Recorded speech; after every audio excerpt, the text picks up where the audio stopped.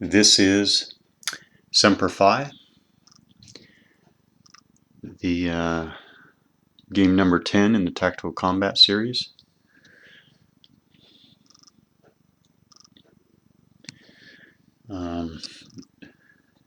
This game features Marines in a number of different combat situations during the Korean War.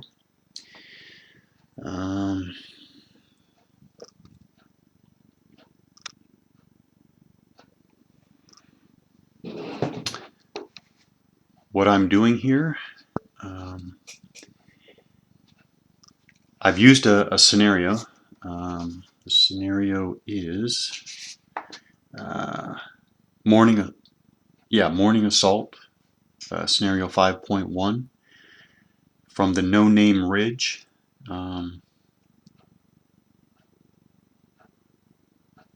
Section of the game rules. Now I'm only using the scenario as a basic framework for setting up, units on a map. This is not in any way. I'm not actually playing the scenario anymore. I just used the scenario to set up this situation. So this is not a play of the scenario. What this is a practice session. I've wanted to do this for a while. I wanted to get out one of the TCS games and practice the core mechanics. Movement, attacks, morale, artillery, line of sight, determination, spotting, etc. So the core mechanics. So that's what I'm doing here. Now, I guess why even do this? The Tactical Combat series so far, in my experience, let's see, how do I put this? Well, I think so far in my experience, I would say Tactical Combat series is not a game design that you can just, push counters and roll for attacks and just kind of have fun seeing what develops. Because, in my experience, you can play TCS over and over and over again with the mentality of just pushing counters and rolling for attacks, and you can just fail over and over and over again. And I imagine you would lose heart.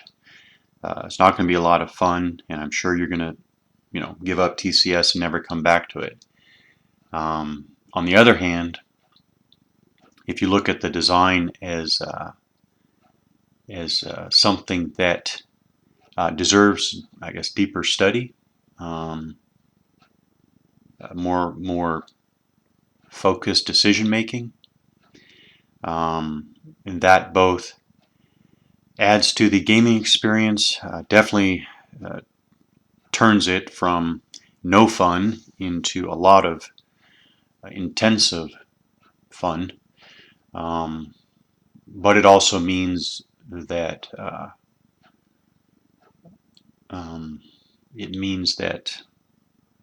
you're actually going to have to invest some time in figuring out the lessons, I guess, that it teaches, how to attack and defend at this tactical scale.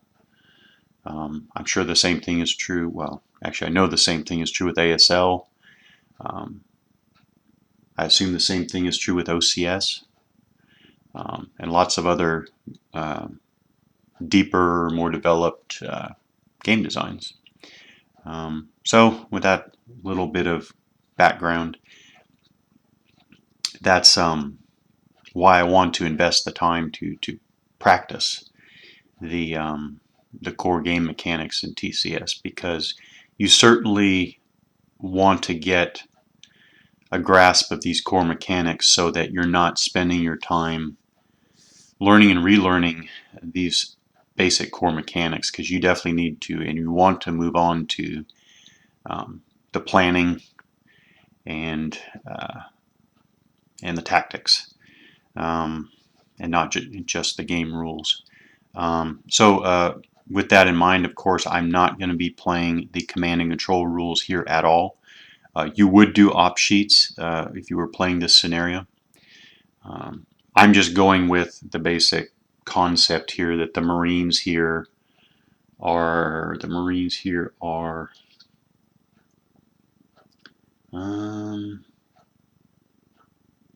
I mean, they're attacking. They would be on an attack op sheet. The North Koreans here are in a prepared defense, so they would be on a prepared defense op sheet. But not doing the command and control rules here. I want to focus on the core mechanics, and I'm not sure I'll ever solitaire the op sheets. You certainly can, and actually I can even think of some reasons to do that, but I don't know. I'm not sure I'll ever get there. I mean, the op sheets and the command and control rules are just a great game within a game with face-to-face play. Again, I mean, certainly, and even in a scenario this small, I mean, you're looking at the whole thing here. I mean, I already have a general plan for Dog Company and a general plan for Easy Company, and I have a general idea of how I'm going to use what would this be, regimental assets. I have a general idea of how the North Koreans are going to defend, and being solitaire, they're going to execute the general plans I already have in mind, and that's that. But so I'm skipping all the command and control rules, skipping that entire part of the sequence of play. So sequence of play from the player aid sheets. All right, so I'm skipping the entire command phase of each turn. I'll go ahead and skip weather. I won't use that to practice core mechanics here. So I'll be focusing on the aircraft and artillery and the action phases and cleanup, obviously. Yeah, and then I'm not going to be talking about the scenario actually much at all from here on out. Now it is just counters on a map. Marines are going to attack, try to take No Name Ridge here. North Koreans are going to try to defend the best they can. This is, I think, a good practice for how to, again, take out dug-in defenders, and in this case, dug-in defenders on elevated terrain, and also good practice for defending, defending, I guess, a linear objective. Yeah. That's that. I will be focusing again over and over and over again here, just focusing on the core mechanics, not talking about much more than that. Now, so dive right in. This is 8 o'clock in the morning. Let's just assume clear weather.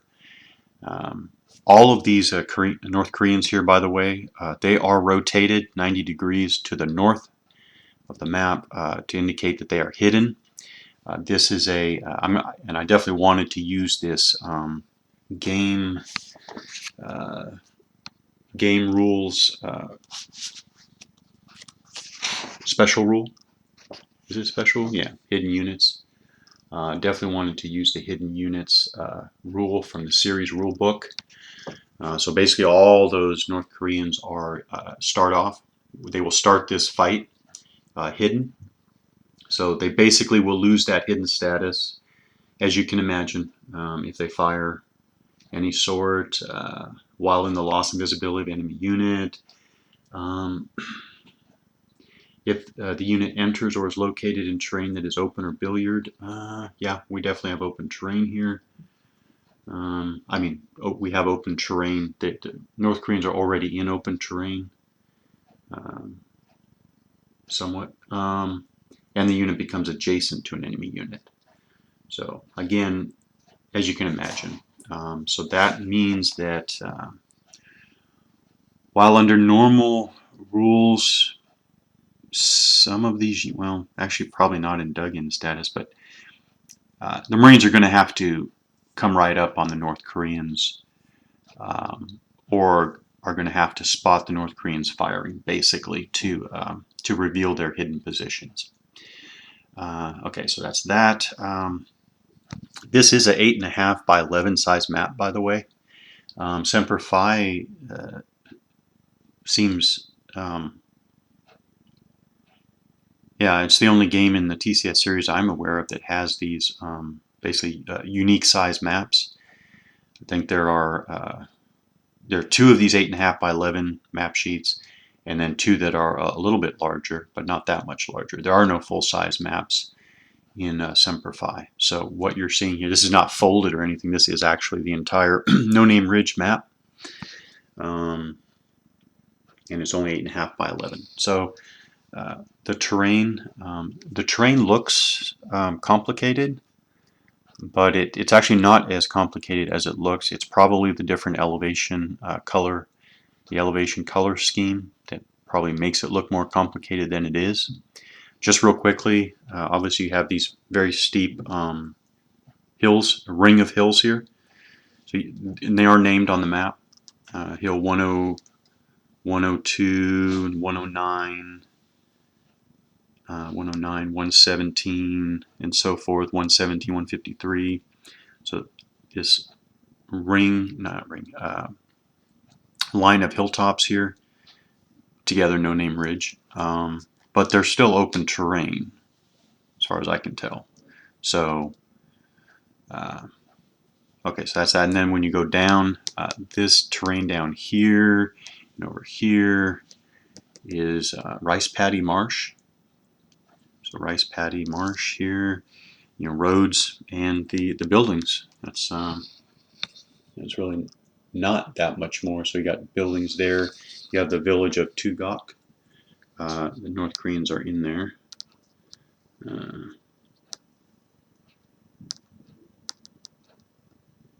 The village of Tugok there. Obongni village. Yeah, that's really it that's going to play here. Okay, so what happened? Now we can get into some mechanics. What happened, and I went ahead and used the scenario special rule. There is a pre-game airstrike.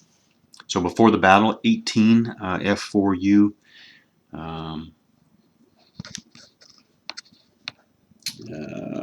18 F4U Corsairs worked over No Name Ridge. Airstrikes were not very effective due to poor planning and good camouflage on the part of the dug-in North Koreans. During the aircraft fire phase, I realized, okay, my initial airstrike might have been more effective than it should have been. But anyways, doesn't matter because we're just going to go through the mechanics. And I've already executed it. That's why these three stacks are already suppressed. But I'll just review the mechanics real quick and then we'll go from there. So this is a, so the special rule is that during the aircraft fire phase of that first turn 0800, attack every North Korean unit within 2 hexes of a hilltop hex. So all those named hilltops that I mentioned, all these units got hit. Not the guys in Tugok and not the guys back here, but all these guys on No Name Ridge and next to the No Name Ridge there got hit. It's a firepower attack of 12 modified normally for terrain and dug-in status. They were all dug in, but they're also all in open terrain, even though they're on the hill there. So these seem to be pretty bald hills, basically. Okay, no sortie successful roll is necessary. So these are just basically direct firepower attacks, which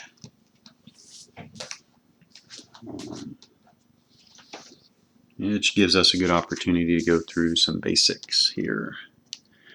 So I just started in the south here, moved north, attacked each of these stacks with a 12 firepower attack. Most of them were, so look at the first one here, separate out. So we have an infantry platoon with a machine gun section in dug-in status. So infantry platoons have 5 steps. That's a TCS series rule. So 5 steps for the infantry platoon, 2 for the machine gun section, for a total of 7 steps. You look here at the area target stacking. 7 steps is a 0 modifier, so we're at nil or even. We don't have area fire range for this air sortie. But here we are. They're in open terrain, but they're dug in. So you go open terrain, over to dug in status, dug in mode for a -2. Now the bold number, the -5, is important for TCS games because the bold number is for any fire, low trajectory versus unspotted target. So I was thinking, I guess these would qualify as unspotted targets, but they're not low trajectory. I checked in the series rules, and under the air sorties, I found that the air sorties attacks are, is that redundant? That the air sorties are considered high trajectory fires. So therefore, I thought I'll disregard the bold number and use the -2. So -2. Now, other modifiers, none of these apply. Target. None of these apply. But you do have night, illuminate, twilight, road moving, suppress, paralyzed, P2 plus target and hex, suppressed and paralyzed, crossfire, already attack zone to smoke. None of those apply. So we come down here to the 11 to 13 column because it's a 12 firepower attack. Down 2 for the defender's dug in status. And so we roll on the 7-8 column. So I rolled the 2d6 percentile roll for each of these attacks and came up with the results. So obviously there was no result on that attack, but here, so here we had, it was actually the exact same calculation, rolled the die and resulted in a one-step loss. I believe I have to, it's area fire. It's considered area fire, so I went ahead and assumed that loss has to come from the largest unit. So it has to come from the infantry platoon. You can't take that loss on the machine gun unit because it's only 2 steps. And then they did a morale check. So again, I'll go over quickly the morale checks because this was repeated for all these stacks, these basic mechanics. So here, after the loss is applied to the infantry platoon, then we go here. Now, the morale check is against the whole hex, and you will take the worst. Okay, so you're going to take the worst morale state or condition, even, I guess, condition. Take the worst morale condition of the hex and roll against that for a result against the whole hex. So obviously, since actually, I won't say obviously. So the infantry platoon has a morale of 3. It's the red 3 there. So the infantry platoon has a morale of 3. The machine gun unit has a morale of 3. So that's even. But the infantry platoon has now taken a loss. So his morale is 4. Higher is worse. So the infantry platoon at a current morale of 4 is worse than the machine gun unit at a current morale of 3. So we will use the infantry's morale state or morale value of 4 for the roll. So then we come down here, we start on the 4 column. Start on the 4 column and apply these, well actually, just to review one more time, it's unit morale, which is 3, that's on the counter. Step losses, it's taken 1 step loss, so you add 1. Battalion morale, we'll get to that later when it applies, plus these modifiers.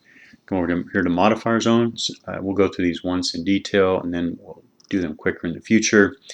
It's not an arty attack zone. The stack is not paralyzed. It's not nighttime. They are dug in though. So now we're going from 4 column down to the 2 column. P2 or better target in hex. No, and by the way, you see that's an advantage, but that's not going to apply here. Crossfires, very bad at +2. Partly protective, note they're in the open. No low trajectory fires. Now this does apply because we already determined, or maybe I should say we already assessed that The sortie is a high trajectory fire attack, so no low trajectory firers seems to apply. So now we're 2 back up to the 3 column. And then unassigned, we're considering all these units assigned. So we won't go over that, but probably talk about that off in the future. But anyway, so we wind up on the 3 column. Again, you roll another percentile dice roll, and they had no effect. So the result is, while they took a step loss, they survived the morale check, so they don't have an adverse morale result. Although really, the step loss is in effect an adverse morale result, but they're not suppressed or paralyzed as of now. So then we attacked this position to no effect. We attacked this position to no effect, and then we got to this one. This is basically very similar to what we just did, except that they, let's see, so we have a machine gun, 2 machine guns, and an infantry platoon. Okay, so real quickly on that one, on this stack here, when you open up 5 steps initially for the infantry platoon and 2 each for the machine gun sections, means a total of 9 steps in this hex, still dug in though.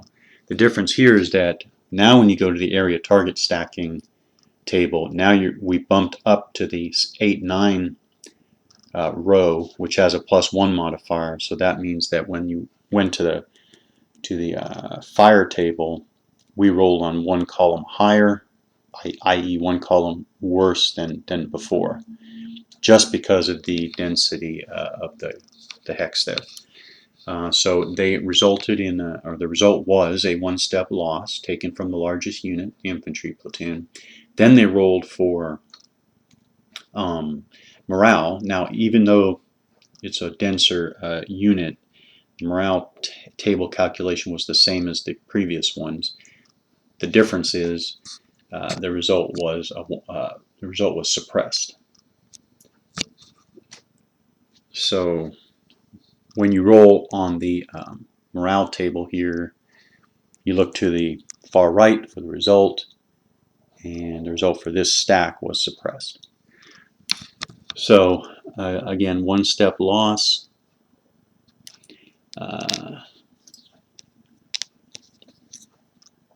1-step loss.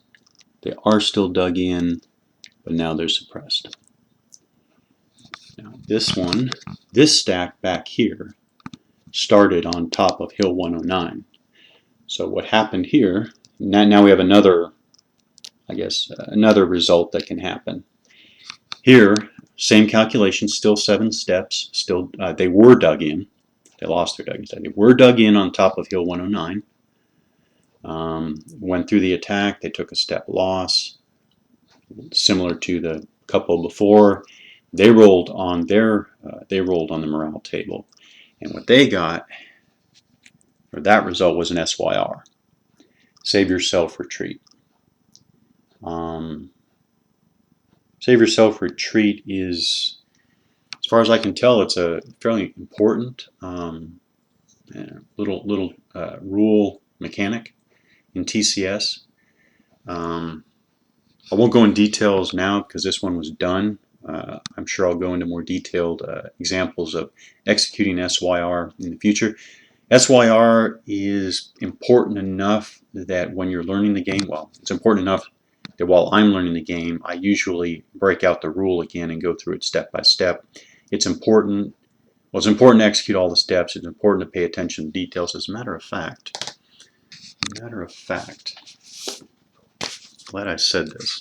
So it's probably under the morale. So you go to the rules. The rules, unfortunately, don't have a index. I'll say that, but luckily, I think so far the table of contents have been fairly easy to figure out, rationally organized. So a save yourself retreat, I would think that would be under the morale section, rules section 17. So just to give you an idea, rules section 17 morale.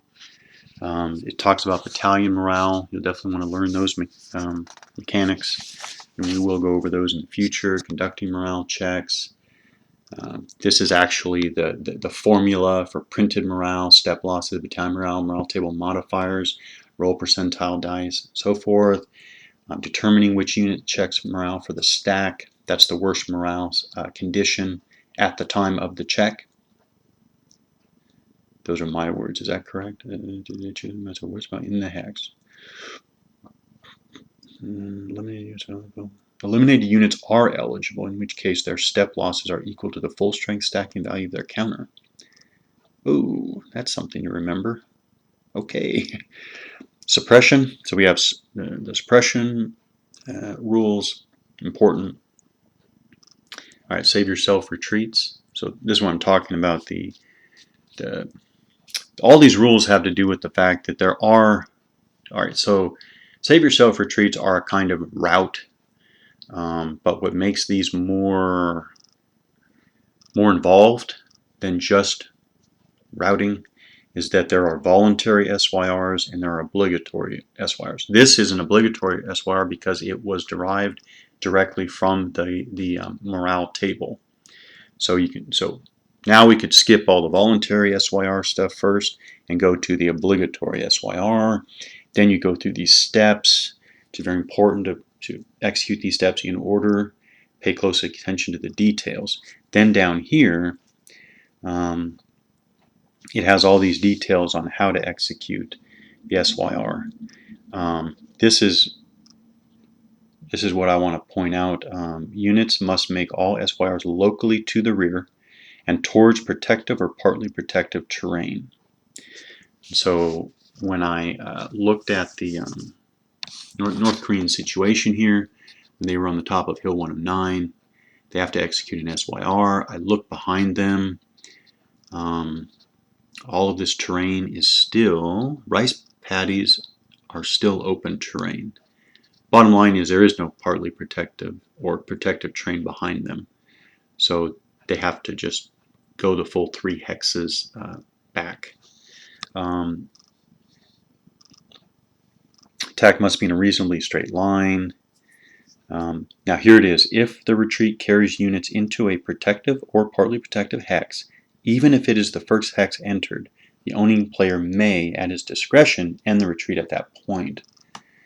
So in those games, such as Frozen Hell, where there's a lot of woods or jungle, so you're going to execute a 3 hex SYR. That's for not vehicles or carriers. So these infantry will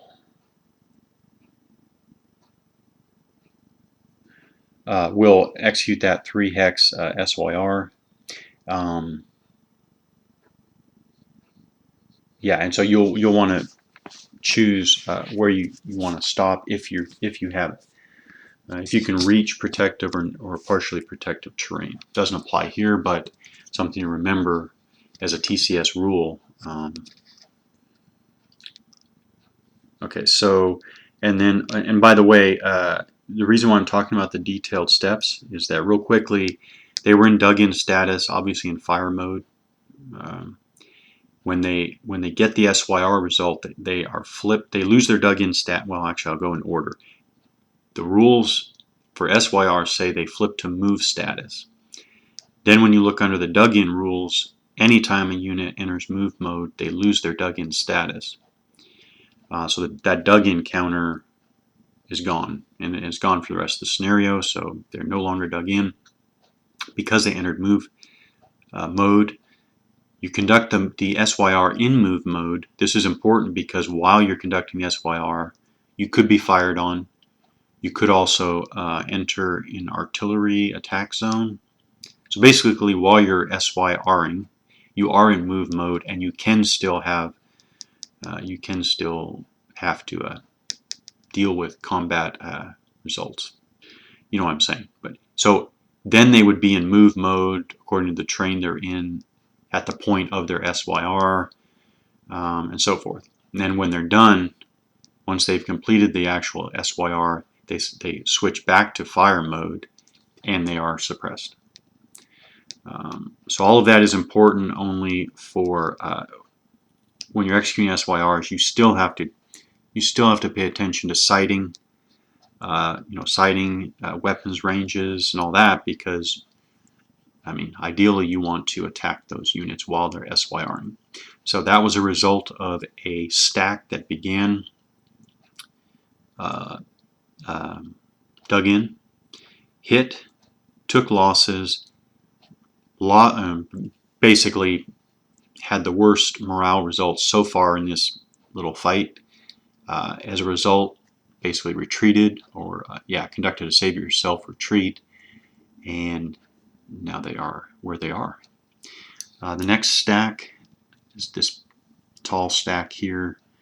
Again, they had all their result. Obviously, they wound up suppressed. Now this was so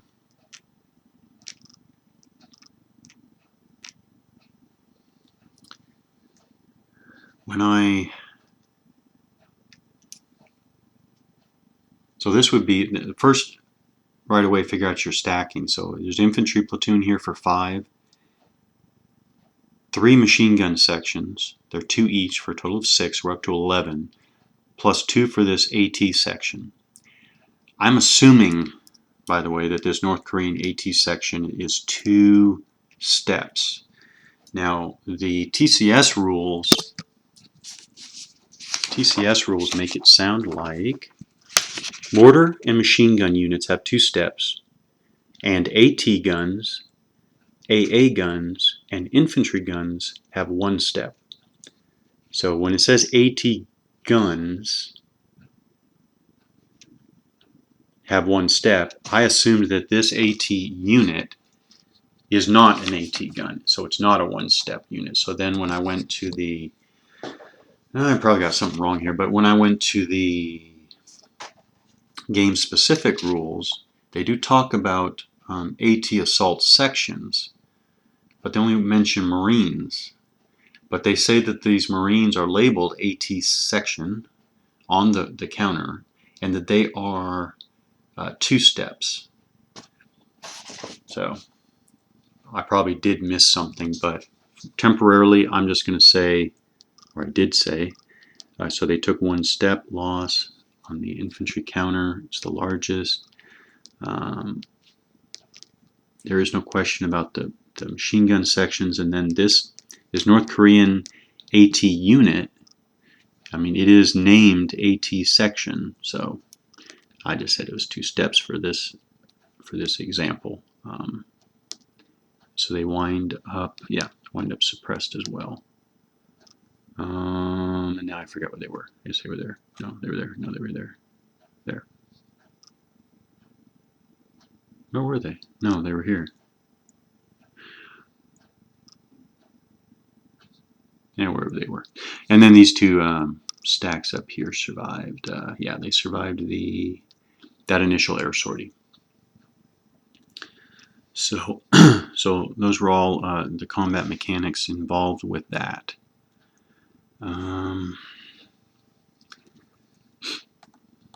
Actually, these ones should be hidden too. All right, so I'm going to break this one here. I'm going to break it early. Went over a lot of preliminaries, and we'll pick up next time.